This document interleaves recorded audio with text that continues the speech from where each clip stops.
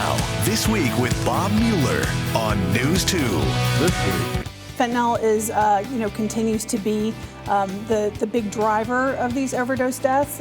overdose deaths in Davidson County are skyrocketing to alarming rates, and fentanyl is the reason. Because we don't have a hotly contested state race, I just think that's driving the turnout. Early voting is underway in Tennessee, and turnout is terrible, down nearly 25% compared to 2018. Cannabis legalization is not a matter of when, not a matter of if, but when. A move to legalize marijuana on the federal level could remove an obstacle for legalized medical marijuana in Tennessee. More in our This Week cover story. I'm not going to get into the specifics of the testimony. More surprises from the January 6th committee concerning what the former president refused to say the day after the insurrection.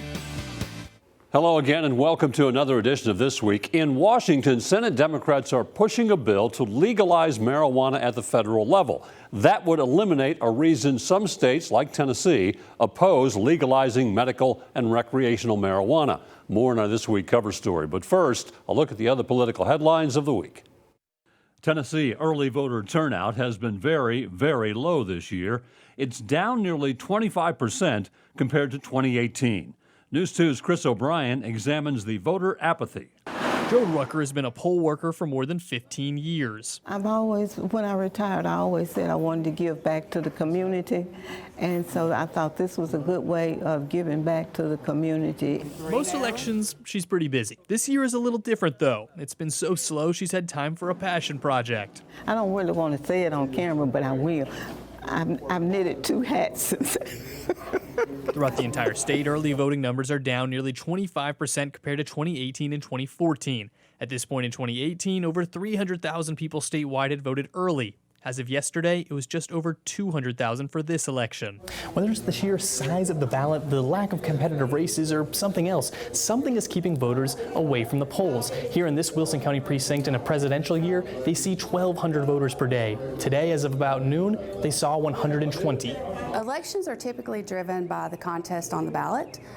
So because we don't have a hotly contested state race, I just think that's driving the turnout. The relative voter apathy trickles right on down to the poll workers. We're fully staffed, so we're not that busy, so they're a little bit bored, so we'd love to have people come out and see them. Still, though, both Smith and Rucker stress the importance of voting in local elections. All the things that we take for granted, the county and the state are the ones that pick up and do. The committee investigating the insurrection made another surprise release of evidence this week. The former president's script after the riot and what was crossed out and never said. Here's Morgan Norwood. Whenever you're ready, sir. New video released by the January 6th committee showing just how reluctant former President Donald Trump was to condemn his supporters who stormed the Capitol. Even after the riot unfolded on live television. Was the implication that the president was in some ways reluctant to give that speech? Yeah. Okay, what do you base that on? The fact that somebody has to tell me to nudge it along. The committee showing the original draft of a statement Trump recorded on January 7th, the day after the insurrection. As you can see throughout the document, there are lines crossed out. There's some words added in. Do you recognize the handwriting? It looks like my father's handwriting. Trump's son-in-law, Jared Kushner, asked why those lines were crossed out. He also has crossed out, I want to be very clear, you do not represent me. You do not represent our movement. Do you know why he crossed that language out of the statement? I don't know. Former White House officials have testified that Trump had to be convinced to make a comment in the first place. One of Trump's closest aides testifying that Kushner turned to him to help push the president. He knew, since I'm always with him, that, hey, if he asks your opinion, try to nudge this along. This will help everything cool down. So that's what I did. All of this as Mark Short, former chief of staff to Vice President Mike Pence, confirmed to our Lindsay Davis that he did appear last week under subpoena before a federal grand jury investigating the January 6th attack, making him the highest Trump White House official known to have testified. Did investigators ever ask specifically about President Trump's actions during your testimony? I'm not going to get into the specifics of the testimony. Morgan Norwood, ABC News, Los Angeles. A bill from Tennessee Senator Marsha Blackburn would change how social media platforms are designed for young kids. Among other things, companies would have a duty to prevent harm to kids, including content that promotes eating disorders. They'd also have to give parents access to settings like time limits on the platform. One of the things we have learned from parents is that they want a toolkit to protect their children online. Many of them did not realize what was happening until the pandemic hit, and they began to see that the enemy wasn't always outside the home. Many times it was inside the four walls of their home, and it was coming at their child off of a device. The bill passed in a Senate committee. It has bipartisan support. Airlines have blamed pilot shortages for flight cancellations this year. Tennessee Senator Marsha Blackburn wants to address that by raising the mandatory retirement age for commercial pilots. It's currently 65 years old. The senator said today she plans to file a bill to raise the age to 67. Her office told us, quote, pilots will continue to be held to an incredibly high standard to ensure passenger safety. Now to our This Week cover story. It is time to end the federal prohibition on cannabis. Senate Majority Leader Chuck Schumer introduced a bill to legalize marijuana at the federal level. It would remove marijuana from the Controlled Substances Act. State Capitol Newsroom reporter Chris O'Brien has reaction from Tennessee lawmakers. Marijuana continues to be a hot topic in Tennessee. And last week in Washington, D.C., U.S. Senate Democrats introduced new legislation to end the federal ban on marijuana. I think it's great. I mean, cannabis legalization is not a matter of when. Not a matter of if, but when. Supporters of the new bill include Tennessee State Senator Heidi Campbell. It's just not the boogeyman that it was, set up to be when it was made illegal. And really what this is it ends up being a tax on the poor and people of color. The Cannabis Administration and Opportunity Act would kick the issue of marijuana to the state level, leaving each state to set its own laws. Now in Tennessee, lawmakers have balked at the idea of recreational marijuana.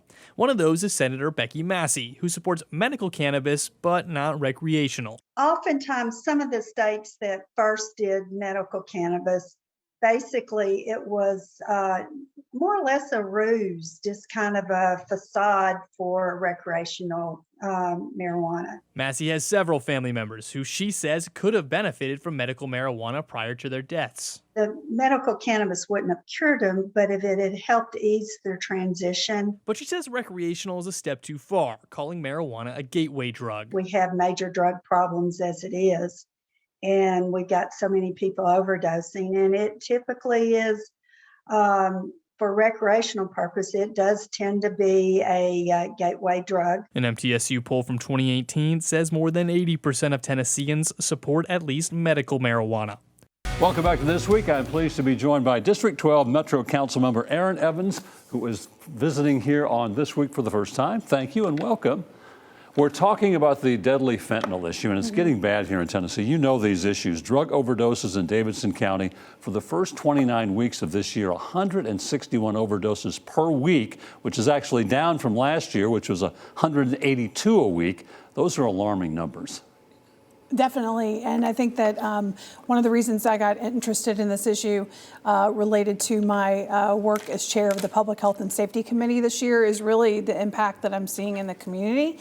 In particular, initially it was businesses who were really raising the red flag about things that overdoses that they were seeing in their restrooms and things like that. But then once I had an opportunity to meet with the health department, the drug overdose response unit, and really see the heat maps kind of around our areas, it really illustrates how widespread this issue is across the county. The death numbers are bad too, as the health department tells us. 12.7 overdose deaths per week, and the culprit in almost 80% of these is fentanyl. Right.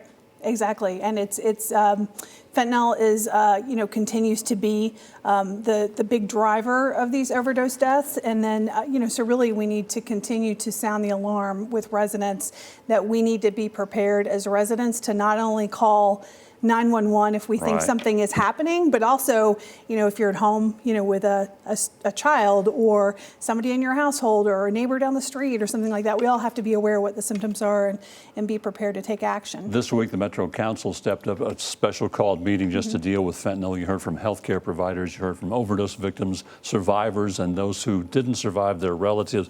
What did you learn coming out of that? Was anything, what surprised you about the size of the epidemic, or what did you learn from that meeting? Well, I think the thing that continues to surprise me is probably the lack of strong focus kind of in our city on this issue. And I have, as chair, I've gotten the opportunity to attend a number of meetings about this issue with a wide variety of stakeholders around the county, but we're not really doing a good job of convening people together and identifying one person, potentially in the mayor's office, to really lead this effort.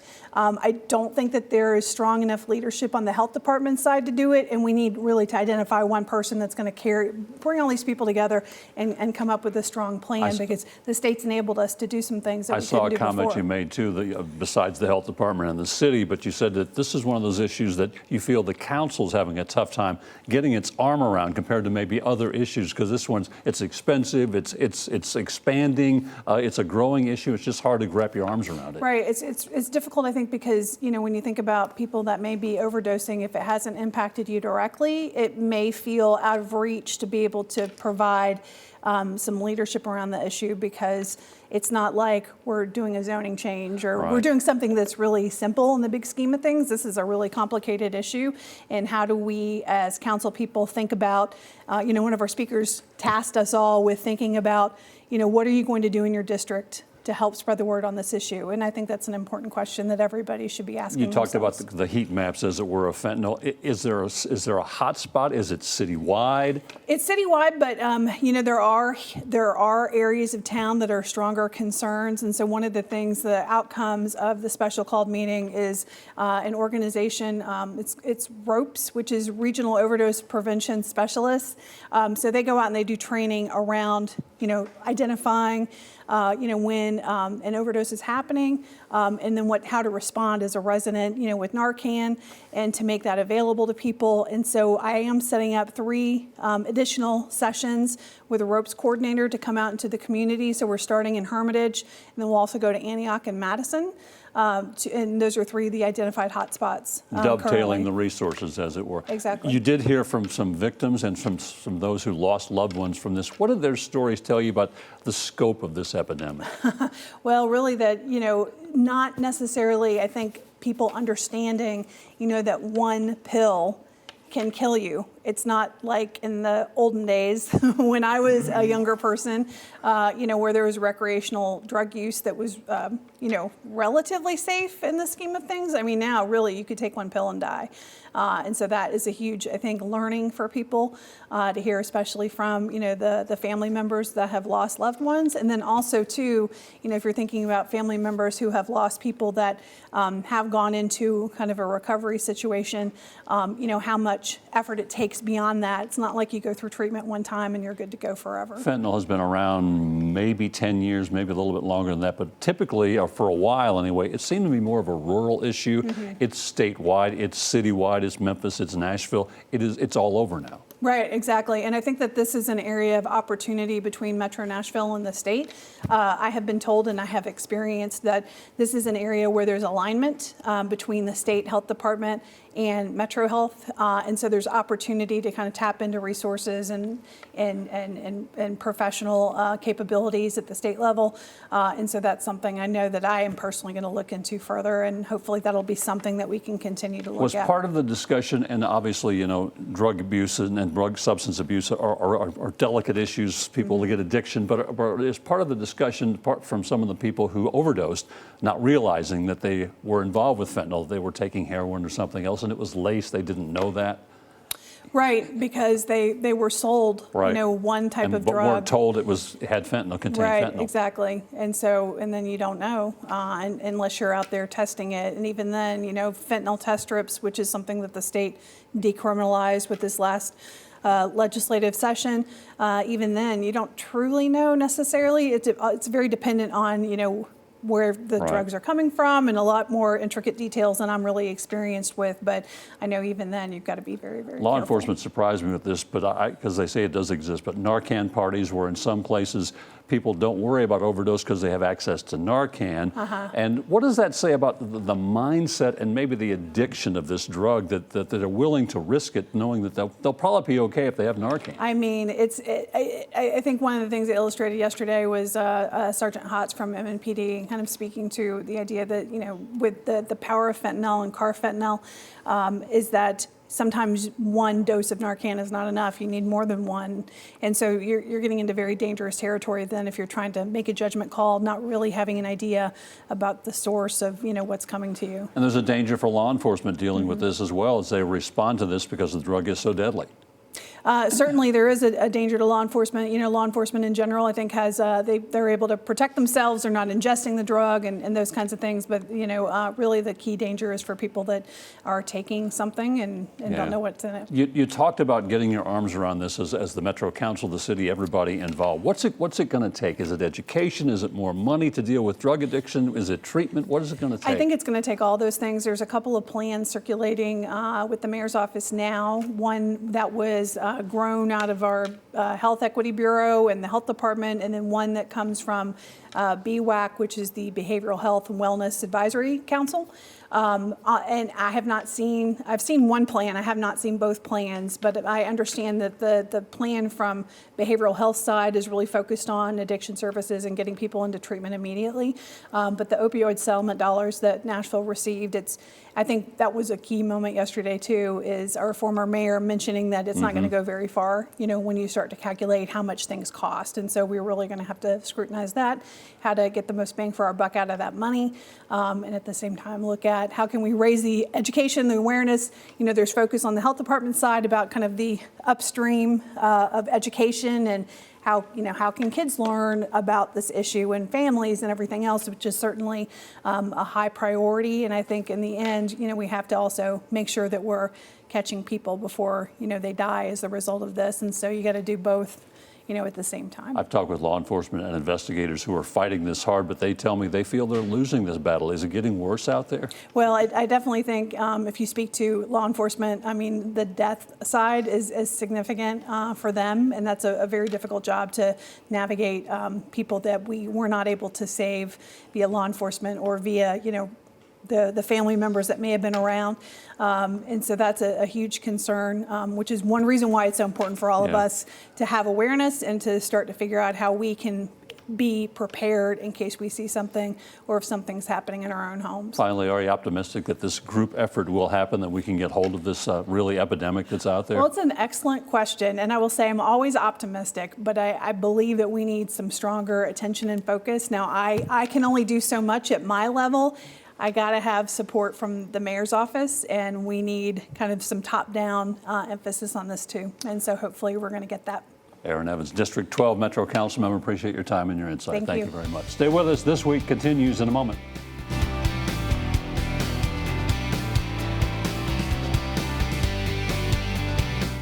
Welcome back. For the second time, the Fed raised the interest rate by a hefty 3/4 of a point. It's an aggressive bid to fight inflation. ABC's Derek Dennis has the latest on what this means for consumers.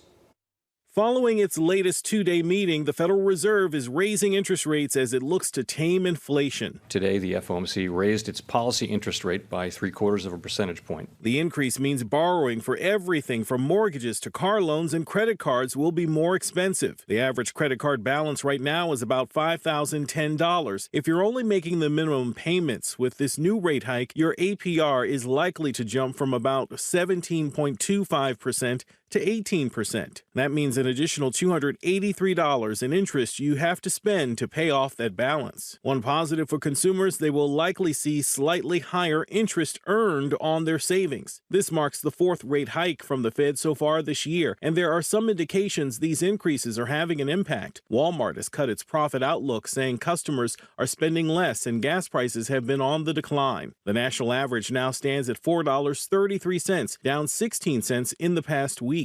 The reduction in gas prices that you've seen over the last couple of weeks is providing some measure of breathing room. Not enough, but some measure of breathing room. But consumers are still facing higher costs at the grocery store. GOP Senator Chuck Grassley has released a proposal to fix a flaw in the child tax credit, pegging it to inflation so it pays out more during stretches of rising prices. We're trying to touch some parts of the tax code with indexing so that it reflects the 9% inflation and still will benefit middle income and low income families. Consumer confidence has fallen in July for the third consecutive month. That, along with slowing home sales, suggests the economy has begun to weaken. Derek Dennis, ABC News, New York.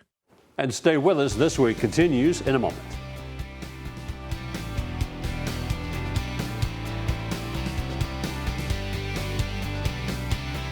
Thanks for spending part of your weekend with us. That will do it for another edition of This Week. I do want to thank my guest, Metro Council member Aaron Evans. We hope to see you back here next weekend for another edition of This Week, and you have a great week.